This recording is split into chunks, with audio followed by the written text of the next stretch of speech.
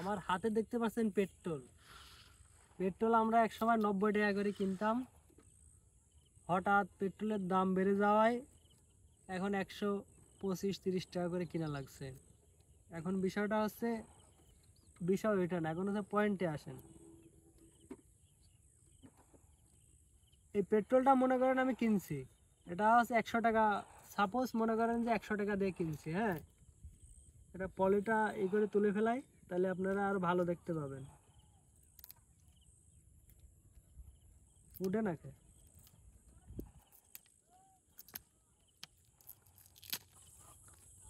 এই যে এটা আমি সাপোজ মনে করেন 100 টাকা দিয়ে কিনছি। এবার 100 টাকা দিয়ে কিনছি, আমি হচ্ছে দোকানদারকে টাকা দিছি 100 টাকা। এবার তো জিনিসটা আমার, এখন এই জিনিসের মালিককে আমি। এখন আমার যতটুকু প্রয়োজন আমি ততটুকু এই জিনিসটা ব্যবহার করব। মনে করেন যে অর্ধেক আমি এটা ঢেলে ফেললাম গাড়িতে,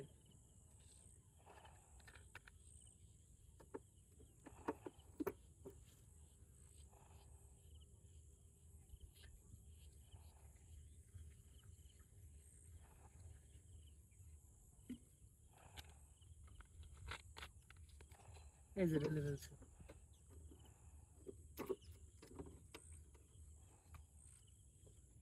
এই যে অর্ধেক আমি এবার ঢেলে ফেললাম গাড়িতে। এবার এই জিনিসটা কার? এই জিনিসটা নিশ্চয় আমার।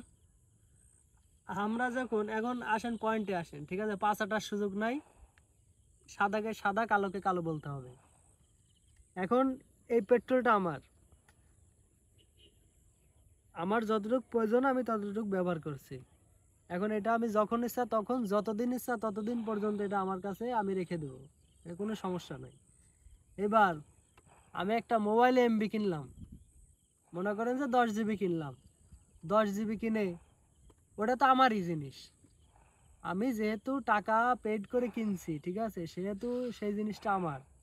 হ্যাঁ, এবার আমি 8 জিবি ফুরাইলাম, আর মনে করেন যে 2 জিবি, আমার 8 জিবির ভিতর থেকে আমি আর চালাইতে পারলাম না 2 জিবি, সিম কোম্পানি ওটা কেটে নিল। এটা কেমন বিচার? এখন কথা হচ্ছে যে এই পেট্রোলটা আমার, আমার যতটুকু ইচ্ছা ততটুকু আমি ব্যবহার করবো, আমার মোবাইলের এমবিও আমি যতটুকু ইচ্ছা ততটুকু ব্যবহার করব। আমাকে কেন এরকম একটা লিস্ট ধরা দেবে যে তোমার এমবির মেয়াদ 15 দিন, 15 দিনের মধ্যে ব্যবহার করো, তোমার এমবির মেয়াদ 7 দিন, 7 দিনের ভিতর ব্যবহার করো? আমার টাকা দিয়ে কিনছি রে ভাই, এটা আমার।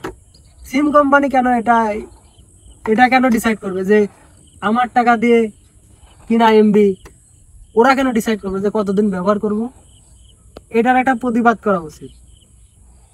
এটা চরম একটা অন্যায়, ঠিক আছে, একটা চরম একটা অনিয়ম, এটার একটা প্রতিবাদ করা উচিত। আপনাদের সকলকে বলছি, এসব সিম কোম্পানির বিরুদ্ধে একটু সোচ্চার হতে হবে, ঠিক আছে। তারা অনেকই বাড়াবাড়ি করছে, তাদের এই বাড়াবাড়ি আর মেনে নেওয়া যাচ্ছে না।